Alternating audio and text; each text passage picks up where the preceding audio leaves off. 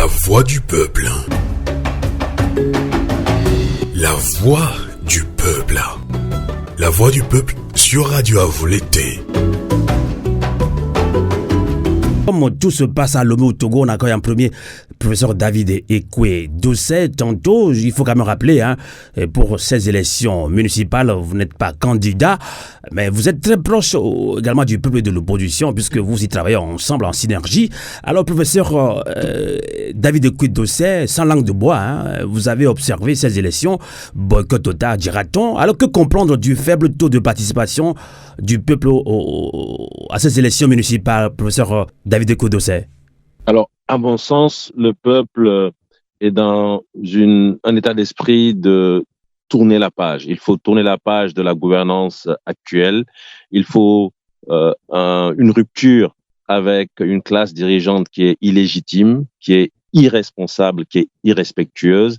Et donc, cela commence par justement démontrer clairement qu'on ne veut plus obéir et qu'il faut désobéir lorsqu'il s'agit de participer, par exemple, à des élections comme les élections municipales. Donc, c'est vraiment un sentiment de tourner la page, un sentiment de rupture que le peuple a manifesté le 17 juillet de cette année.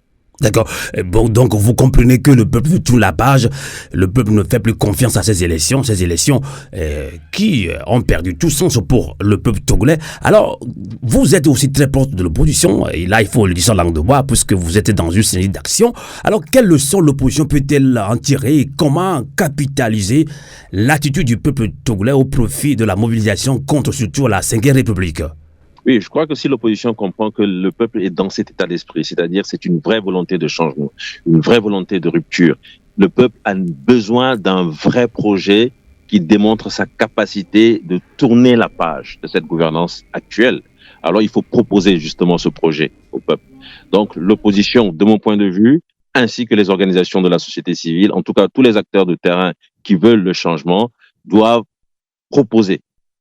Et nous pensons que les réflexions ont déjà commencé, des actions ont même déjà commencé. Et parmi les actions, une qui nous paraît évidente, c'est cette nécessité d'une vraie synergie, d'une vraie convergence des forces alliées. Mais nous, de la société civile, nous insistons sur cet aspect.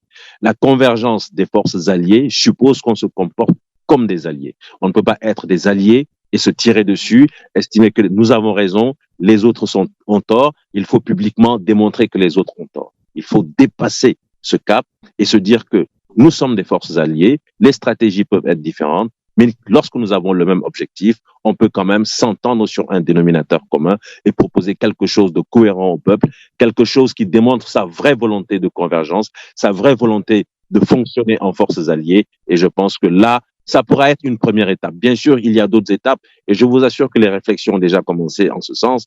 Je ne vais pas entrer dans le détail parce que ce serait comme si j'étais en train de dévoiler un certain nombre de choses. Mais le maître mot demeure convergence des forces alliées et comportement en alliés sur le terrain. Avant de relancer le professeur Aimé Djabouré Gogé, qui aussi son parti a participé à ces élections municipales au Togo, déjà hier, justement 25 juillet, la société civile devrait organiser une manifestation en hommage aux martyrs, puisque les délais de manifestation au Togo ont fait au moins 7 morts. Alors, cette manifestation a été interdite par le pouvoir de Lomé, mais dans une lettre de contestation, vous êtes revenu sur cette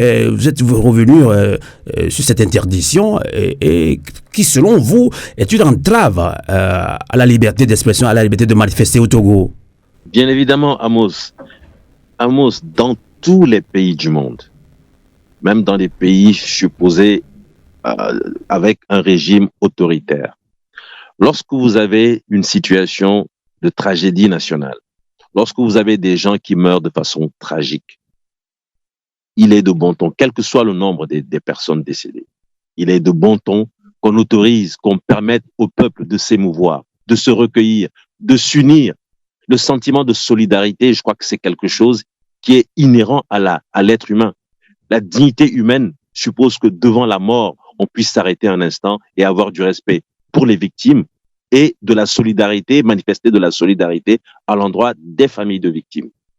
Mais lorsque au Togo, vous avez une telle situation et que une première fois, on vous refuse la possibilité de vous émouvoir. C'est un droit, moi j'estime. La possibilité de pouvoir s'émouvoir dans une telle situation, c'est un droit. On vous refuse ce droit une première fois. Vous revenez ensuite, vous déposez une gerbe et au moment de vouloir déposer la gerbe, vous avez des énergumènes en uniforme, encagoulés, qui vous interdisent l'accès d'une berge. Mais Amos, vous êtes journaliste, je sais que vous voyez plein d'images à travers le monde où quand il y a des situations comme ça, les gens viennent déposer des fleurs, les gens viennent déposer des bougies qu'ils allument. Et là, on vous interdit de déposer une gerbe et en plus, on a le culot de vous intimer l'ordre de venir ramasser la berge. Mais excusez-moi, ce sont des êtres humains qui sont en face de nous ou ce sont des animaux parce que c'est complètement bestial comme comportement. Alors, après cela, on nous dit, vous ne pouvez pas parce que nous sommes en campagne électorale, il peut y avoir des caravanes qui vont croiser la marche silencieuse citoyenne. Nous ne sommes pas d'accord, mais nous disons, nous sommes républicains, il y a une autorité, même si elle est illégitime, nous allons respecter, l'autorité demande de reporter. Tout le monde sait que la campagne est passée. Tout le monde sait que le scrutin a eu lieu le 17 juin. Entre le 17 juillet et le 25 juillet, comptez vous-même le nombre de jours. Et alors, nous sommes totalement surpris lorsque l'administration territoriale vient encore nous dire que le processus électoral n'est pas fini et donc nous n'avons pas le droit de nous émouvoir. Mais Amos, j'essaie de rester calme et respectueux, mais ces autorités mériteraient qu'on utilise des mots. Je vais rester calme. Non, je sens que vous êtes en colère quand même. Je vous comprends. Comme des êtres humains, il y a des comportements qu'on ne peut pas comprendre, qu'on ne peut pas accepter. Et tenez-vous bien, en même temps qu'on interdit à des citoyens de se recueillir et de soutenir des familles éplorées, en même temps, vous avez toute la classe dirigeante, toute l'administration publique, tout l'appareil d'État qui va festoyer. Je n'ai rien contre les fêtes traditionnelles. Je respecte les traditions de chaque ethnie. Je respecte les fêtes des Valas. Mais c'est quelque chose qu'il faut célébrer.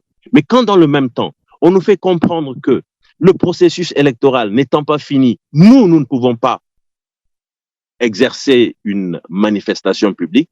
Et dans le même temps, nous avons tout l'appareil d'État, tout le soutien d'État qui est mis en branle pour des activités de masse en public.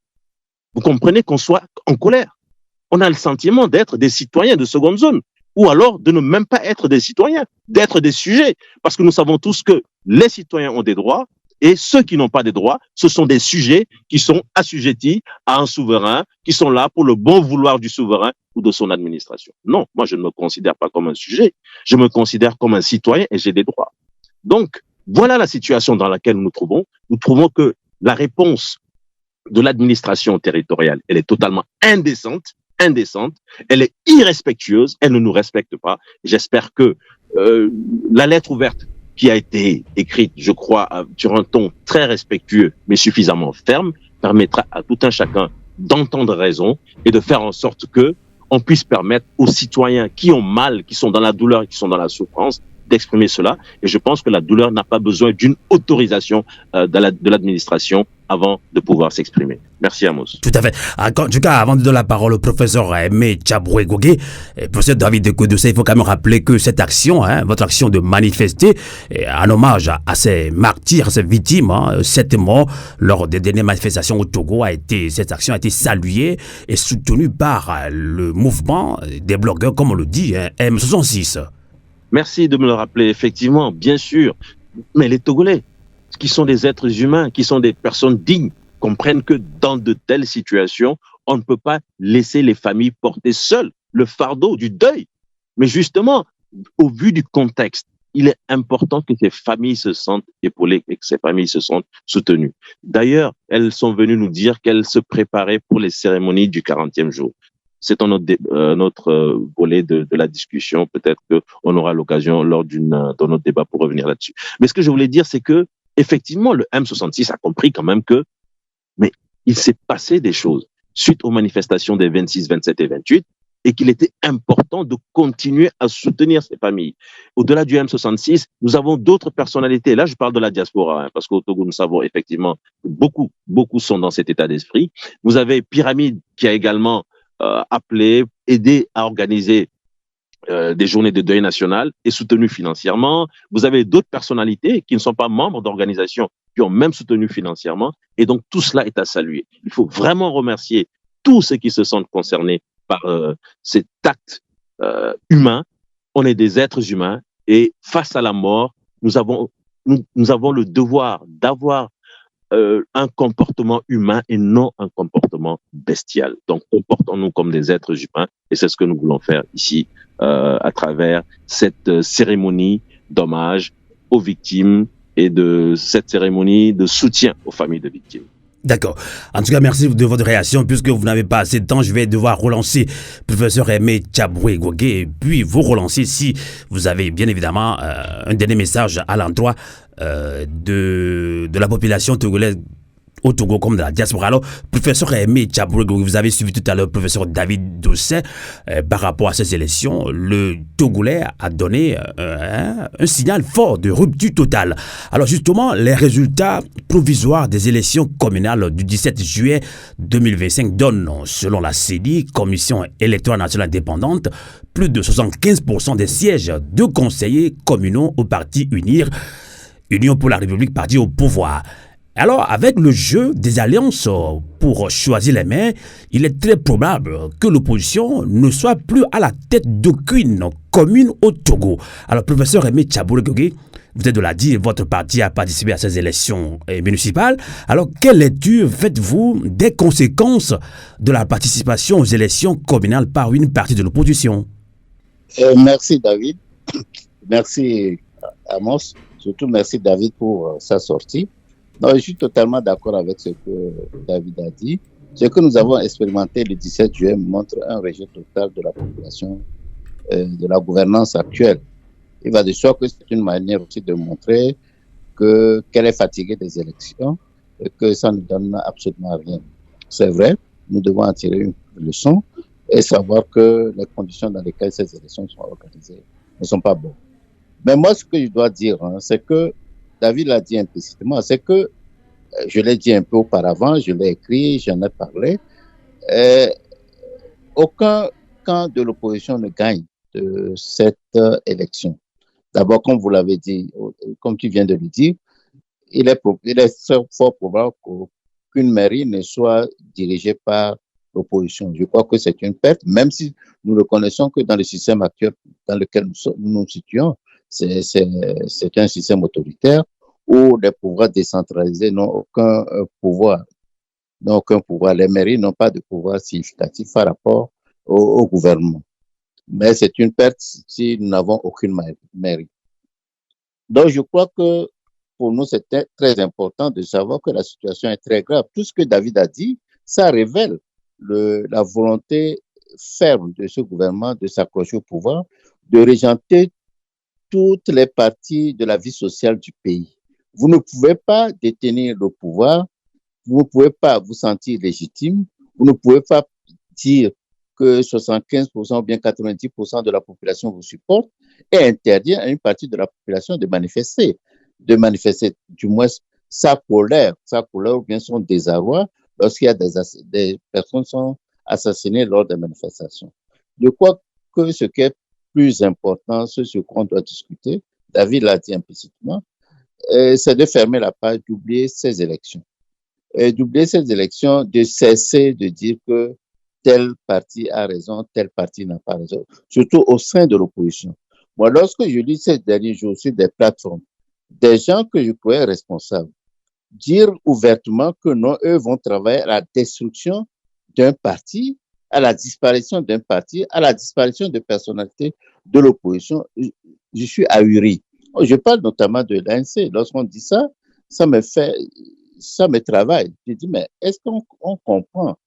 Même si on pense du mal du responsable de l'ANC, on doit reconnaître que l'ANC a des militants et dans le processus de combat dans lequel nous engageons actuellement, nous avons besoin de maximum de personnes qui sont en mesure de lutter contre ce régime. Et ce n'est pas en se divisant, ce n'est pas en disant qu'on a raison, sans pouvoir le démontrer par ailleurs que nous allons y arriver. Professeur Gogué, et je ne vous coupe pas, est-ce que vous ne tombez pas dans ces commérages politiques sur les réseaux sociaux? Non, pas du tout. Moi, bon, vous me lisez, vous m'écoutez. Moi, ce que je dis aux gens, écoutez, fermons la page, cherchons la stratégie commune pour y arriver. C'est ce que David l'a dit. Nous ne pouvons pas nous autoriser actuellement, l'opposition, de continuer à nous diviser, alors que les forces qui tiennent, autoritaires, qui nous régentent, cette force a de moins en moins d'adeptes.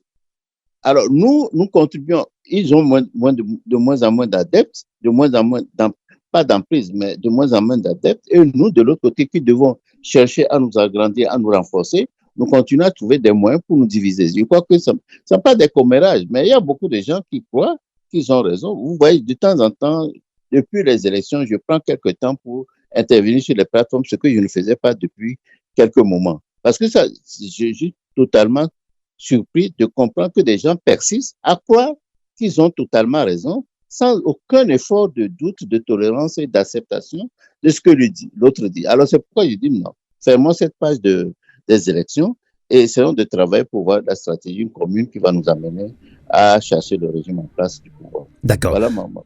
Tout à fait. En tout cas, votre réaction était à saluer. Alors, je vais relancer professeur Aimé, professeur Dessay, puisqu'il n'a pas assez de temps. Alors, vous avez suivi tout à l'heure professeur Aimé Tchagouré Gogué l'a dit a participé à ces élections locales. Nous devons fermer la page de ces élections.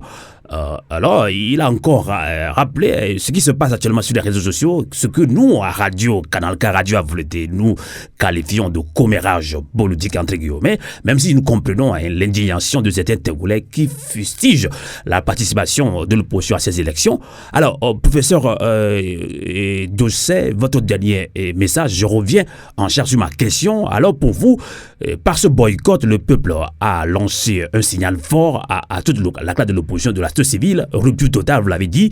Alors, comment maintenant, je reviens en charge sur ma question, comment capitaliser l'attitude du peuple au profit de la mobilisation contre la 5e République, professeur Dessay? Oui, alors d'abord, je voudrais renforcer ce que le professeur Aimé Gogué vient de dire et que vous avez appelé des commérages. Malheureusement, ces commérages, ils existent depuis quelques années. On a beau demander aux personnalités, leaders d'opinion, de faire attention, de ne pas verser dans ce genre d'attitude, mais malheureusement, ça persiste. Et j'avoue que personnellement, je n'ai jamais compris que l'on soit incapable de proposer quelque chose, mais que l'on soit toujours enclin et apte à chercher à détruire d'autres qui font des propositions. L'attitude la plus logique serait déjà de soi-même faire des propositions pour faire avancer la lutte, plutôt que de chercher à détruire ce que d'autres font, peut-être avec des erreurs, mais au moins, ceux-là essayent, et sans essayer, on ne peut jamais réussir ou commettre des erreurs. Voilà ce que je voulais dire pour renforcer ce que le professeur Aimé Gogué a si justement rappelé. Ensuite, oui, je pense que dans l'esprit des Togolais, aujourd'hui, la mobilisation, elle est déjà acquise. Mais cette mobilisation doit se transformer en mobilisation sur le terrain.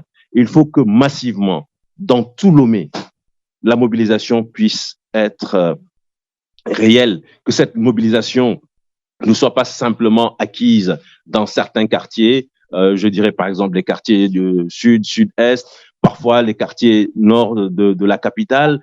L'idéal pour nous aujourd'hui, ou bien l'important pour nous, c'est d'arriver à obtenir cette mobilisation qui doit être une mobilisation massive dans plusieurs localités, aussi bien à la capitale, Lomé, mais aussi à l'intérieur du pays et même dans la diaspora. Nous avions pu le faire en 2017 et en 2018. Il faut qu'on en arrive là. Il faut que lorsque on manifeste à Baie, il faut qu'en même temps on manifeste à Agoué, il faut qu'en même temps on manifeste à Zanguera, en même temps on manifeste à Tchévier, à Anéro, à Sokolé, à Kara, à Dapon, et également en Europe, et également peut-être aux Amériques, et peut-être en Afrique.